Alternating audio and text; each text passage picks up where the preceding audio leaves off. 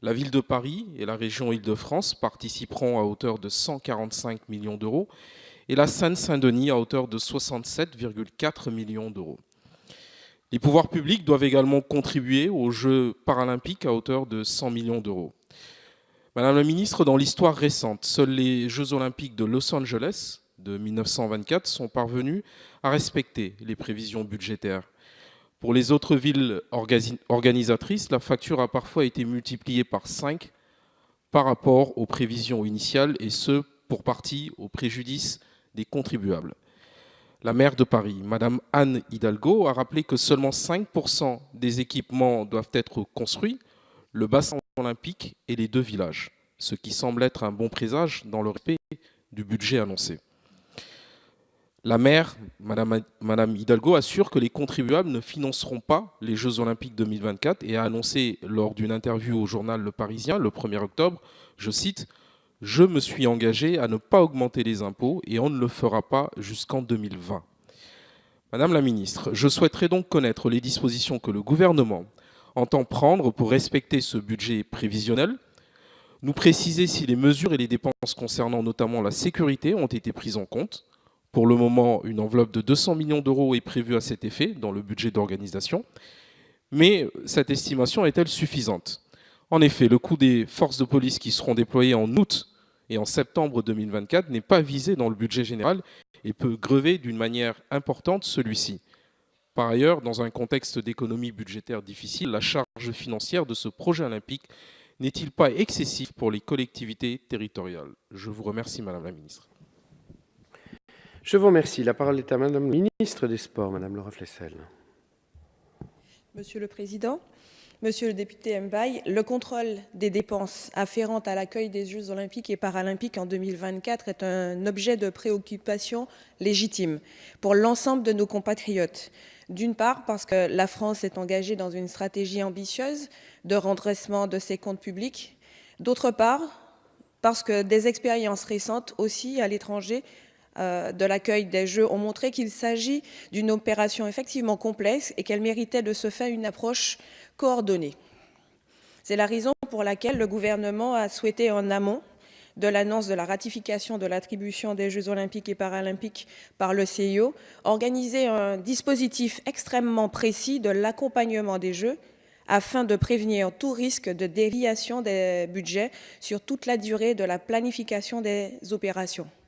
Les actions mises en place par l'État et par les acteurs des Jeux créent un mécanisme de supervision globale qui m'est permis de rappeler ici.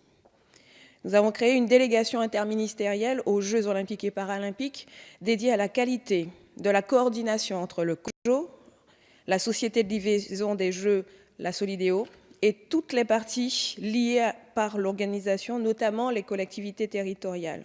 Cette structure interministérielle, créée par décret, est opérationnelle.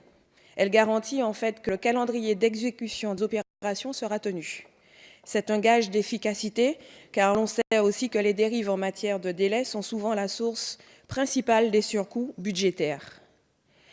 La création d'un programme budgétaire ad hoc, dédié au recollement des dépenses olympiques, notamment les crédits de paiement, et les autorisations d'engagement pour les opérations conduites par la Société de livraison des Jeux. C'est une garantie aussi de transparence financière et de suivi de l'exécution des dépenses olympiques.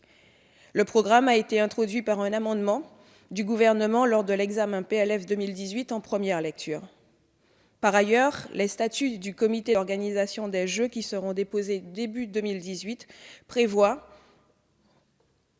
en contrepartie de la garantie qui lui est accordée à travers le PLFR 2017, de nombreux garde-fous.